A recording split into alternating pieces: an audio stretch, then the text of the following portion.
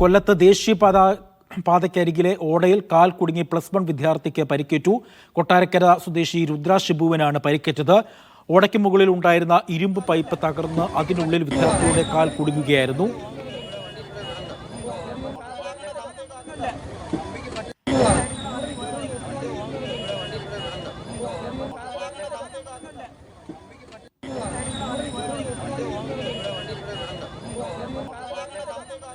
ഇന്നാണ് ഒരു ബൈക്കുകാരൻ, അതിനുമ്പ് ഒരു പയ്യൻ സ്ഥിരം പണിയാ വരുക. അവർ ഏതെങ്കിലും പന്ന പൈപ്പ് വെച്ച് അടിക്കുക, അങ്ങ് പോവുക. ഇത് മൊത്തം അളവിയിരിക്കുക.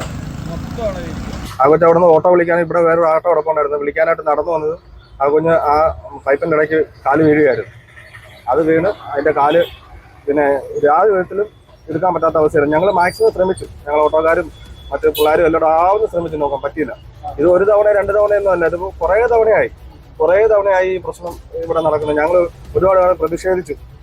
എന്നിട്ടല്ല ഇതുപോലെ ചെറിയ പൈപ്പുകൾ കൊണ്ടിട്ട് വെൽഡ് ചെയ്ത് ഇത് ഇളക്കി ചെയ്യാതെ യാതൊരു വിധത്തിലും ഇത് പിന്നെ നേരെയാവുന്നതാണ്. ഇതിപ്പോൾ നിങ്ങൾക്ക് തന്നെ കാണാം, ഒരു വണ്ടി പോകുമ്പോഴേ ഈ പൈപ്പ് മൊത്തം കിടന്ന് ആടുക. ഈ സാധനം ഫുള്ള് ഇളക്കി ചെയ്യാതെ യാതൊരു വിധത്തിൽ ഇത് സ്ട്രോങ് ആകത്തില്ല. അല്ലെന്നുണ്ടെങ്കിൽ ഇത് നമ്മുടെ സ്ലാബ് വാർത്തിടുക. ലിജോയുടെ വിവരങ്ങൾ നൽകാനായി. ലിജോ, ഇതെപ്പോഴാണ് ഈ സംഭവം നടക്കുന്നത്? ഈ വിദ്യാർത്ഥിയുടെ ആരോഗ്യനില ഇപ്പോഴെങ്ങനെയുണ്ട്?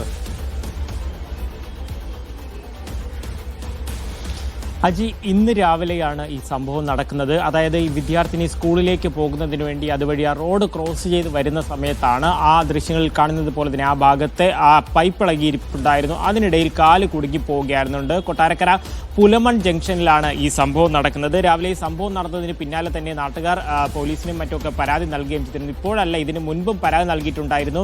രുദ്ര ഷിബു അവിടെ അടുത്തുള്ള സ്കൂളിൽ +1 വിദ്യാർത്ഥിനിയാണ്. നാട്ടുകാരുടെ ഒരു പ്രധാന പരാതി എന്ന് പറയുന്നത് ഇതാണ്. അതായത് ആ റോഡ് ക്രോസ് ചെയ്തുകൊണ്ടുള്ള ഒരു ഓടയാണത്.